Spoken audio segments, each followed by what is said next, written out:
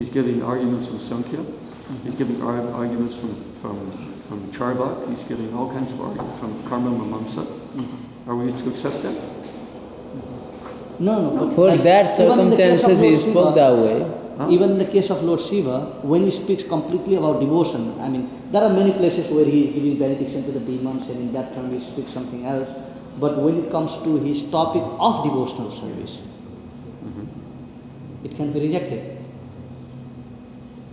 Can't be rejected, but it can be seen in context. You know, it can be seen in context. So again, going back to that original statement about Ram being supreme, well, yes, because he's the same tattva. Vishnu, Ram, Krishna is the same tattva.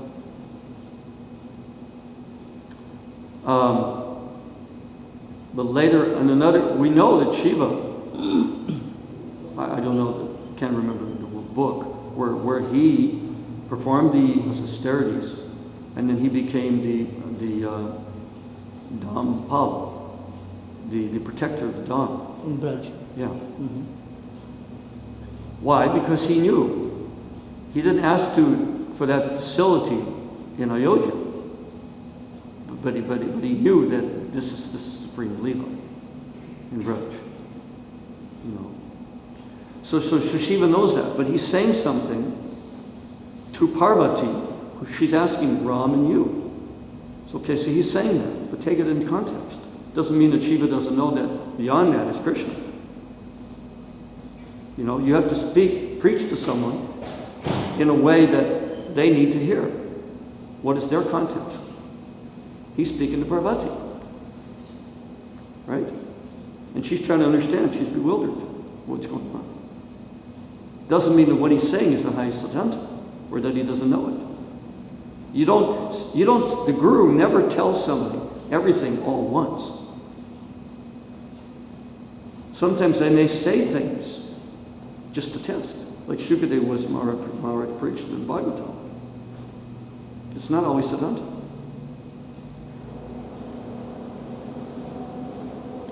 And as I pointed out, Krishna doesn't always say Siddhanta either. You know, so Siddhanta, to know what Siddhanta is, means to take the whole thing, connect all the dots, integrate the whole thing, and here's the conclusion. I think teacher Lord Shiva or Lord Brahma, what most of the time we see them is, instead of discriminating between the different beauties of the either omnipotent or the pastimes of the Supreme Lord, they get into appreciating everything about it. When it comes to Vishnu, appreciate it. Glorify him completely. When it comes to Ram, glorify him completely. When it comes to Krishna, glorify him completely again. Yeah. You know, they don't really, maybe I'm misunderstanding from that point. Yeah, because they're the same tattva. Yeah. The same tattva. And I think we go more into Vishnu. Yeah, because we're followers of Rupa Goswami. So in Bhakti-Rasamrita Sindhu, let me just find you the exact verse, where this comes up. And Rupa Goswami, have you read, what's the other one? Not the Lita Madhava, the Lagha Bhagavatamrita. Lagha Bhagavatamrita is where Rupa Goswami gets into all this cosmology, like who's who and who's higher and who's what, this avatar this and this avatar this, explains the whole thing. I haven't read the whole book yet. Lagha Bhagavatamrita. Yeah, it's available at least in print part ways, and you can also get it online. I have it on my computer off of the line. But there's one verse that Rupa Goswami in Bhakti-Rasamrita Sindhu gives. And just give me a second for it.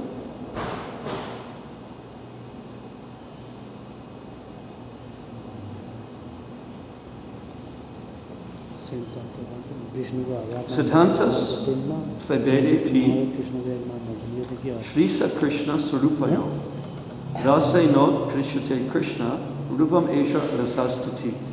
Now, the translation you've heard before, this idea you've heard before, but here's the extra shloka.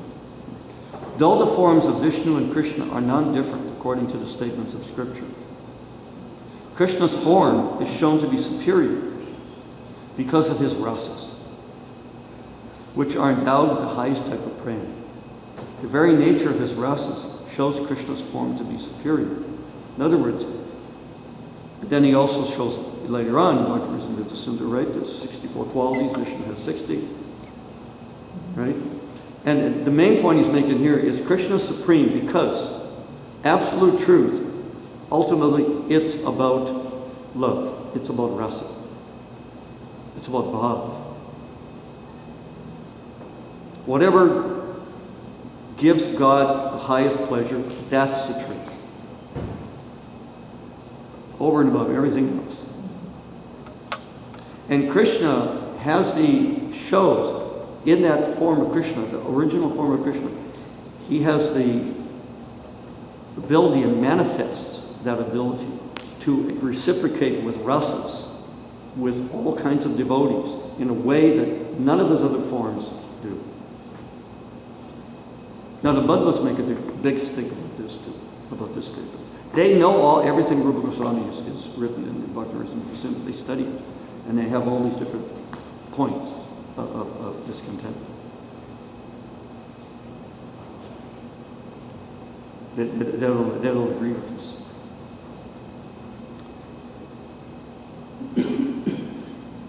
So, it behooves us that as we gradually make inroads, especially this interfaith stuff, that we're, even here in Phoenix, right? We have Interfaith Council. And we're rubbing shoulders with all different types of religions. But then when it comes to Vaishnavism,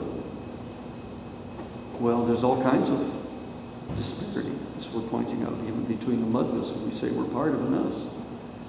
And we don't even have to go that far. What about the Gaudiyas? Huh? In ISKCON, outside of ISKCON.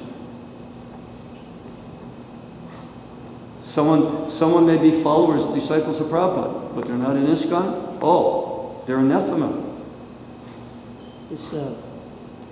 We're trying to get along with the Muslims. We're trying to get along with the Baha'is. We're trying to get along with the Jews. But if somebody happens to be a disciple of Prabhupada and they're not in this institution, well, they're aparati. They're they're going to hell. So how are we going to have success with this interfaith, bringing everybody, harmonizing everybody, when we can't even respect other, what do you speak of, Gaudiya Vaishnavas, other followers of Prabhupada, our founder Acharya? Big problem. I think also it's based on how detailed people want to go. People are generally, even if you can bring them to the level of properly accepting Lord Vishnu or Ram, in a sense, right, to that level where they follow those principles of religion in one way, develop an attraction for Lord Vishnu. What's Prabhupada saying? Love of God. What does Bhagavatam say? Ahaitikya pratiyata bhakti. That's all. That's the highest religion. Wherever we find it, we'll accept it. Personally, if somebody says, I'm a Christian, I'm a follower of Jesus Christ, and he's a vegetarian, I say, I got no argument with you.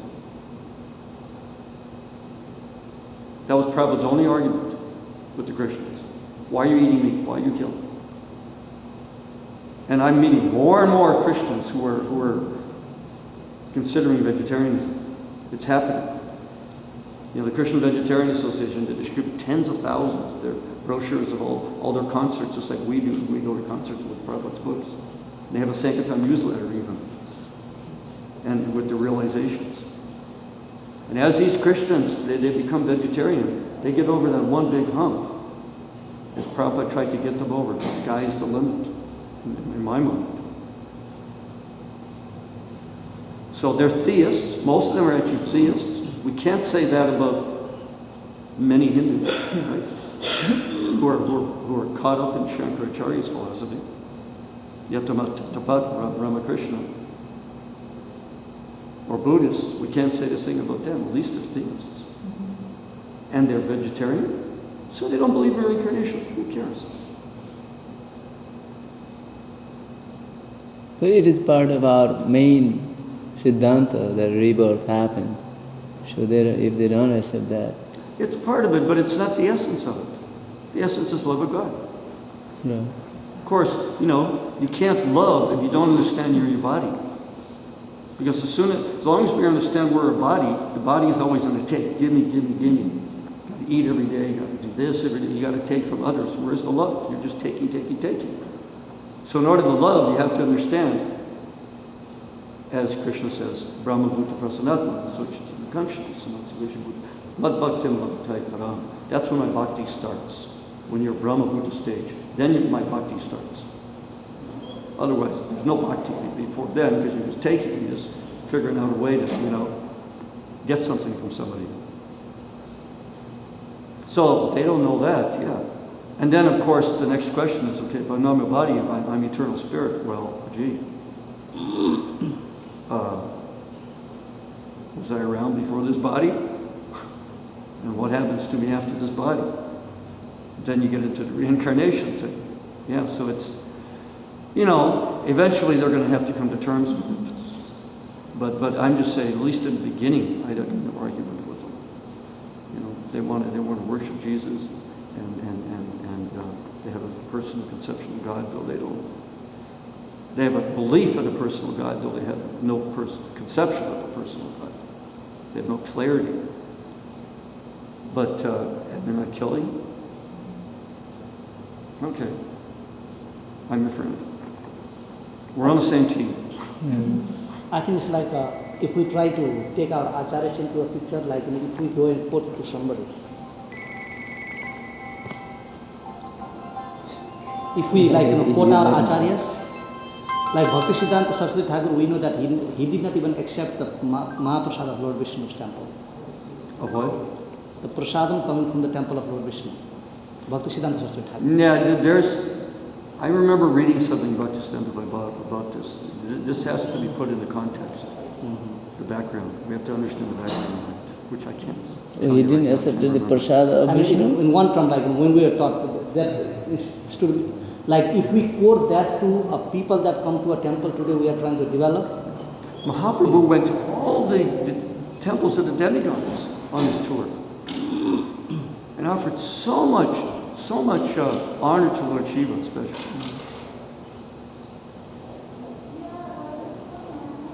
And then I remember there's something in Bhaktisiddhanta Vaibhava about, they actually gives words, Bhaktisiddhanta's words about why this whole issue, that we actually do take the prasadam of the devas if it's the prasadam of Krishna, which is given to them. Something like that, The point is that we don't accept them as supreme. That's the offense to the holy name. But then, going back to Brihad Bhagavatamrita, it was a big shock when that first came out. Devotees were saying, how can you publish this? What Sanatana is saying about Lord Shiva. And the interpretation of that is that offense to the holy name is that if you see a difference between them and me, Shiva and Vishnu, it says that. yeah, if you see a difference, then that's offense. Oh, really? Mm-hmm. Yeah, why? Not because the demigods are supreme. Therefore, our understanding of it is don't see that they are the same. Because we tend to think, oh, they're supreme. No, but Sanatana is saying that these are manifestations of Krishna. Because they're empowerments of Krishna. So you can't see a difference. If you see a difference, you worship Krishna, you don't worship them, then you're not seeing. You're seeing a difference. You're not seeing how Krishna has become them, in a sense. It's a subtle point. So because we can't understand the subtle things very easily, therefore, our interpretation of the offense is don't consider the names the same. Because we just fall into Mayavad. And how much emphasis? Nirvishesha Shunyavad. 99% Prabhupada's emphasis against Mayavad. That we're not the same. Okay, but what's our philosophy? The Chincha, Veda, Abeda, Tattva. We're just as much the same as we are different. But we haven't been taught the emphasis. The emphasis is just on the difference. Okay, well, we have to come to terms. We're also the same. just as much in Mahaprabhu's terms. So we have to understand. We can't understand. Jiva Goswami said, it's a chinchit. You can't understand how you can be the same as God and not God at the same time. But that's what the reality is. Last verse I memorized. Just this one line. Uddhava Gita. Shukshmanam pi aham jiva. Krishna's telling Uddhava. That amongst all subtle things, I'm the jiva. Jiva is also Krishna. What else is there? The soul is. But Krishna. But that doesn't mean that the jiva is all Krishna, in the way Krishna is. Jiva is Krishna, but Krishna is jiva, but jiva is not whole Krishna. I think But jiva is nothing else but Krishna, because there isn't anything else. in one place it's But we don't focus on that too much. And that when the jiva actually, surrenders, that's it. My free will's gone. I don't exist as an independent individual anymore. I'm his, to do with it as he wants. Ashri Sava Paratam Vinashtimam, 8th of the Shikshashtaka, right? Do whatever you want to do. Sign on the dotted line, your independence is gone. Just like, then that's oneness. Krishna is totally acting through that jiva.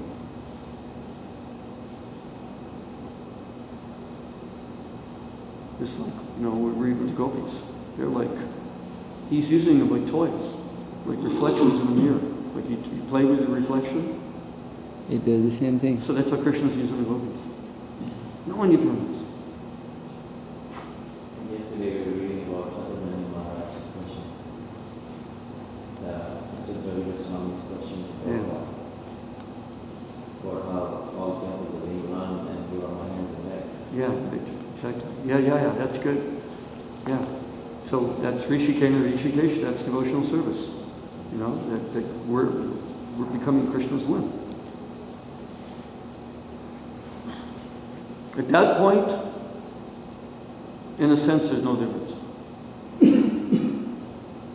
Krishna's just doing it.